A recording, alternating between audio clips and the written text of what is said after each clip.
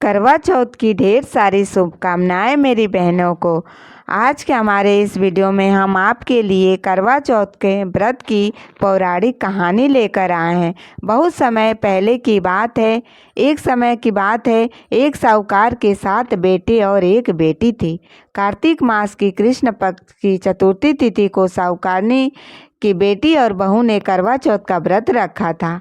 जब साहूकार के बेटे भोजन करने बैठे तो अपनी बहन से खाना खाने के लिए कहने लगे, तो वे बोली, भाई अभी चांद नहीं निकला है, मैं चांद को देखकर अर्घ देकर ही अपना व्रत खोलूंगी।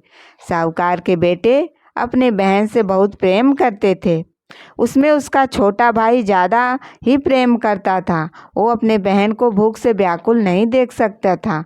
उन्होंने नगर के पास एक पहाड़ी पर दीपक जलाकर छलनी के उस पार रख दिया और बहन से बोले, देखो बहन, चांद निकल आया, अब तो अपना व्रत खोल सकती हो। साहूकार की बेटी दौड़ी दौड़ी अपने भाभीियों के पास गई और कहने लगी, भाभी देखो, चांद निकल आया, चलो व्रत खोलते हैं।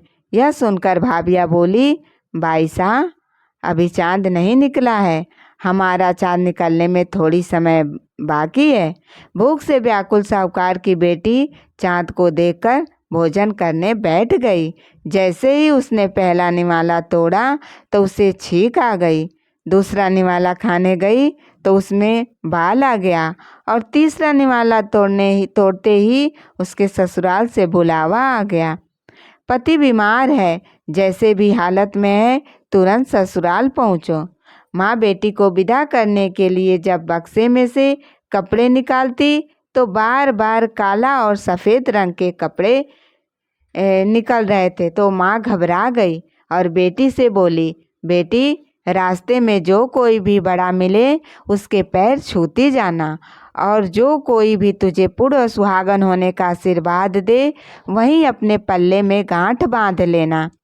बेटी बोली, ठीक है माँ, और वे अपने ससुराल की ओर चल दी। रास्ते में जो कोई मिला सबके पांव छूती गई। सबने कहा, सुखी रहो, खुश रहो, पीहर का सुख देखो।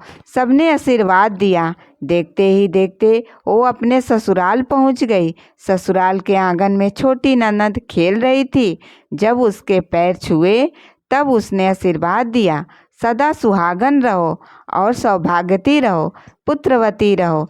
तब उसने अपने पल्ले पर गांठ बांध लिया और अंदर गई तो देखा कि उसके पति का शव रखा हुआ था, तो अभी ले जाने की तैयारी हो रही थी। वो बहुत रोई। जैसे ही उसके पति को ले जाने लगे वो बोली, मैं इन्हें कहीं नहीं जाने दूंगी।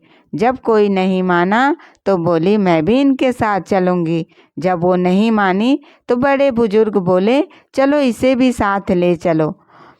सबके साथ शमशान चली गई। अंतिम संस्कार की समय हुआ तो बोली, मैं इन्हें नहीं जलाने दूंगी। सभी लोग नाराज हुए और बोले, पहले तो अपने पति को खा गई, अब अपने उसकी मिट्टी भी खराब कर रही है। लेकिन उसने किसी की नहीं सुनी और अपने पति को लेकर बैठ गई। परिवार के बड़े बोले, इसे यहीं रहने दो, एक झोपड़ी डलवा दो। वो उस झोपड़ी में अपने पति को लेकर रहने लगी। पति की साफ सफाई करती और उसके पास बैठी रहती। दिन में उसकी छोटी ननद खाना लेकर आती और वो हर चौथ का व्रत करती। चाँद को देखकर अर्घ देती और जब चाँद माता आती तो कहती, करो ले 7 भाइयों की प्यारी, करो ले घड़ी बुखारी, करो ले।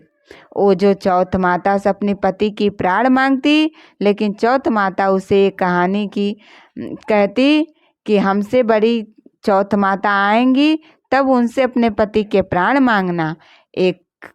एक एक करके सभी चौथ माताएं आई, चली गईं। तब अश्विन चौथ माता बोली, तुमसे कार्तिक बड़ी चौथ आएंगी, नाराज हैं, तेरा सुहाग वही लौट आएंगी। तुम उनके पैर मत छोड़ना और 16 श्रृंगार का सामान तैयार कर लेना। जब कार्तिक की बड़ी चौथ करवा चौथ आई तो उसने अपनी छोटी ननद से 16 श्रृंगार का सामान मंगवाया।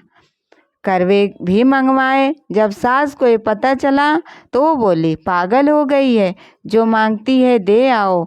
साहूकार की बेटी ने करवा चौथ का व्रत रखा, चौथ करी। जैसे ही चौथ माता प्रकट हुई तो वो बोली, करो ले भाइयों की प्यारी, करो ले घड़ी बुखारी, करो ले दिन में चाँद उगाने वाली, करो ले। उसने उनके पैर पकड़ लिए और बोली, माता मेरा सुहाग वापस करो।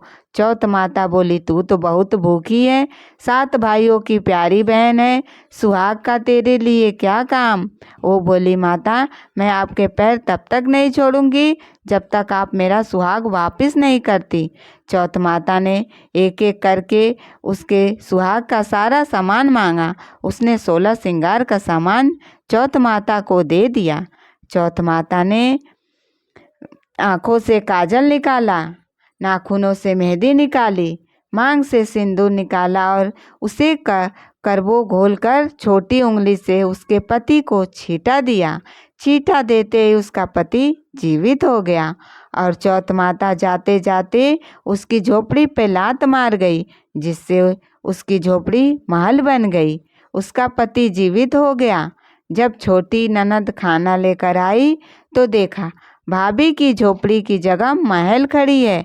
ननद को देखकर वह दौड़ी दौड़ी उसके पास आई, बोली, भाई साहब देखो आपके भाई वापस आ गए, जाओ सासू जी से कह दो गाजे बाजे से हमें लेने आए।